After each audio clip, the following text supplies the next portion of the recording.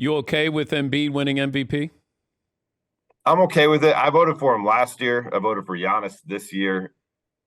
I'm okay with it. I don't know. It's a little bit of a, you know, so many times the bridemaid, you're finally the bride because he did come in second 2 years in a row. But uh, you just hope that he's, as you mentioned at the top of the segment, you hope he's on the court against the Celtics and can look like the MVP in the biggest moment of the season. Yeah, I think Giannis is the best player in the game.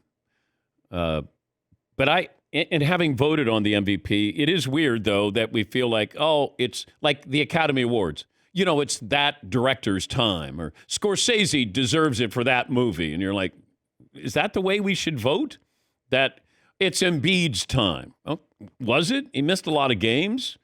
Uh, Bucks had a better record. yeah, I I mean, know. I know. to me, it was best player and best team is kind of the thing that like what I generally go to. That's where I begin with, and then if someone like totally shoots that argument out of the water, then of course I'll evaluate their case. But yeah, I thought last year was more impressive for him dealing with the Ben Simmons saga and not letting that team Yeah. fall from their expected level.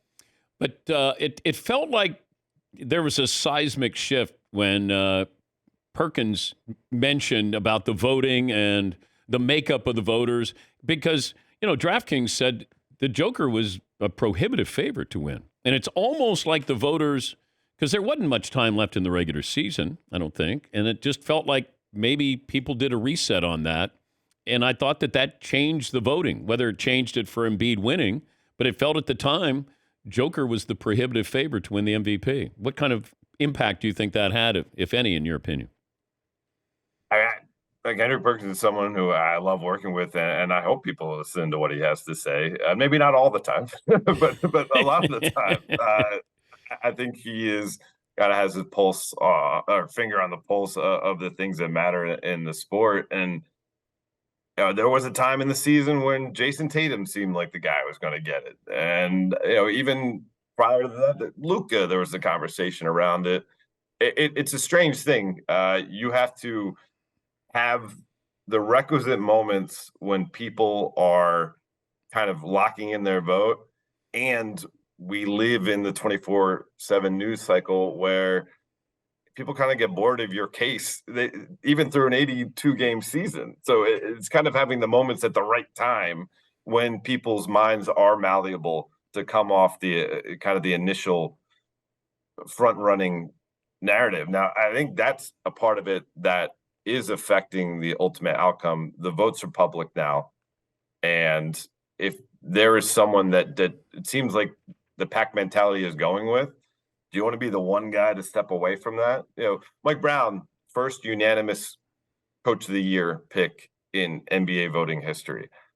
I voted for him as well, and I think he's well deserving, but I think a diversity of opinion is sometimes a good thing, and the fact that all these awards are put out there and people are concerned in some level of their mind about social media backlash, doesn't help serve finding the most deserving players. Yeah, and I liken it to Patrick Mahomes. Giannis is in the Patrick Mahomes category we take it for granted.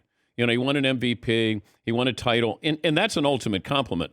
Because Mahomes is, 26 years of age, maybe 27, and we're like, we forget how great he is.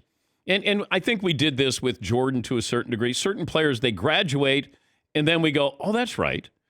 And therefore, we root almost for the new story to come up, that we can talk about this guy.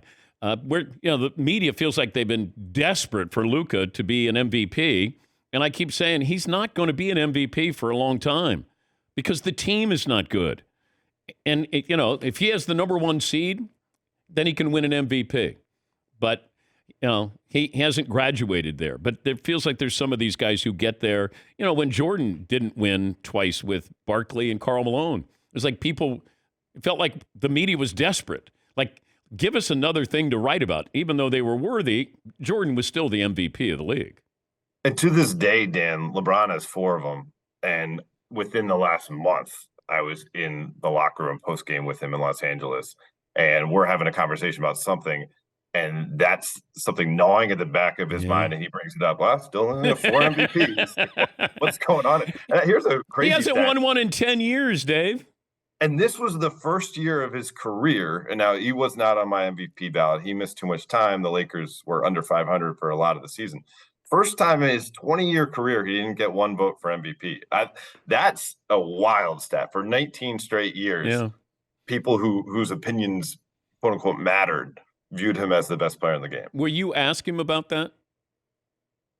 Most likely, yeah. Last night, probably not, the podium situation. Yeah. He's sitting next to Anthony Davis. But, yeah, if there's a shoot-around or a practice, I think that would be an interesting conversation.